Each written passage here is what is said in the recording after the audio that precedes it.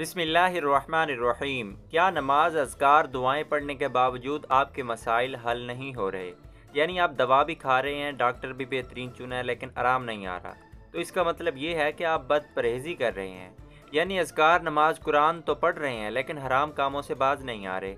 नज़रबाजी कर रहे हैं, अल्लाह की मुकर्रर करदा हदों को तोड़ रहे हैं। यही वजह है कि सब कुछ पढ़ने के बावजूद आपकी दुआएं कबूल नहीं हो रही। पाक रहिए ताकि पाक रिज़्क मिले। अल्लाह से शिकवा तभी करें कि अल्लाह दुआएं कबूल नहीं करता जब खुद भी पाक हैं।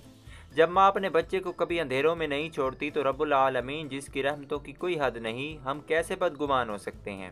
सिर्फ वही है देने वाला और कोई भी नहीं। आप जितनी मर्जी कोशिश कर लें कि मैं बीमार हूँ, किसी तरह ठीक हो जाऊँ, जब तक रब ना चाहे आप ठीक नहीं हो सकते। जितनी मर्जी दवाइयाँ खा लें, भरोसा रखें सिर्फ रब पे, वो आपको कभी तनहा नहीं छोड़ेगा इंशाअल्लाह।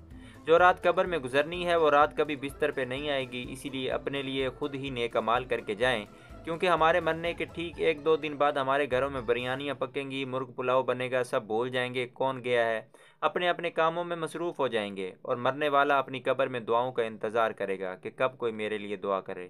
अल्लाहुम्मा अग़फ़िर लिल मुअमिनीन वल मुअमिनात वल मुस्लिमीन वल मुस्लिमात वल अहयाई मिनहुम वल अमवात। अल्लाह से दुआ है कि हमारा ख़ात्मा बिल ईमान करे, आमीन सुम्मा आमीन।